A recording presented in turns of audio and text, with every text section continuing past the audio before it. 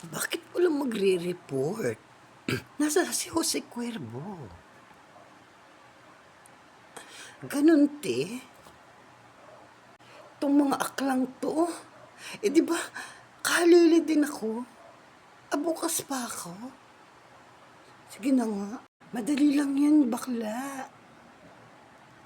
Kayang-kaya mo yan. Sige na nga. My name is Junjun. Ako po ang magre-report ngayon.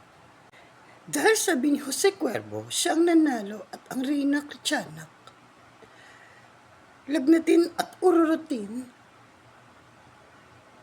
na pagmamangyaw sa Lusay-Lusay Day. Ito ang isang elektribong pamamaraan. Alam ko rin, dahil walang-wala ang taong ito sa kasalukuyang pananabik ng mga akla sa susunod na mangyayari. Ganon at dapat mangyari. Dapat matalino ka. Ayon kay Reyna Tiyanak. Tulad ni Abel. Naku, Junjun, ikaw ang bet namin talaga mag-report. Kulang na lang pumulakpak yung puwit namin. Intinding-intindi namin. Kung napili nyo naman po ay ang halili at mag-share na halili Katrina Halulu. Ang galing. Sabi pa ni Reyna Tiyanak, ang sabi-sabi ko, ang gusto kong humalili ay si Jose Cuervo, na kaibigan ni Junjun.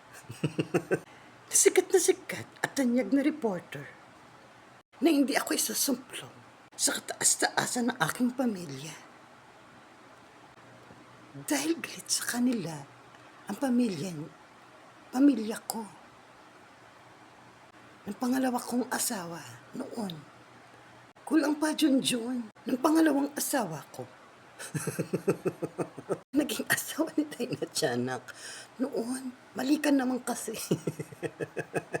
Dahilan daw, lahat na nasa listahan niya ay aking kapwa-basher. Kung makakatulong-tulong ito, kami rin ang magte-trend. Magulo talaga nangyayari, no, Junjun? Kumbaga, kayo lang yung magbabash. Swerte nyo. At ang kaaway nito, ang siya lang daw ay ang mababash. Ano turing niya kami? Kaibigan? Mababash sa kanya? Ito po ang kaibigan ni Jose Cuervo. At wala na pong iba.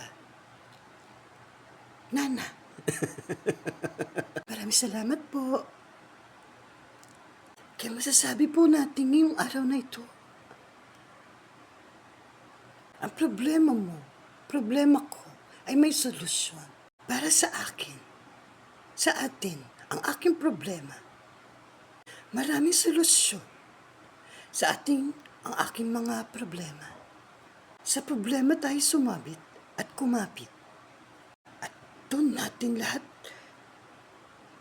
susolusyonan sa pagkapit. Kapit tayo kay Reyna Tiyanak. Kapit tayo sa balat. Kapit tayo sa balat na makapangyarihang 10 ng aking mga daliri, kamay at paa. Ito po ay sana'y hindi nyo maintindi.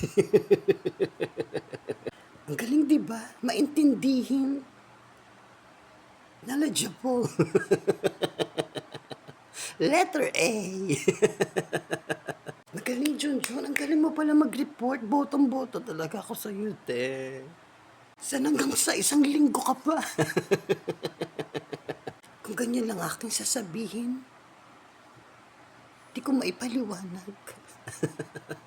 Parang ang pusyaw ng katotohan. parang sabog-sabog yung letter. Oo, Junjun, sabog-sabog.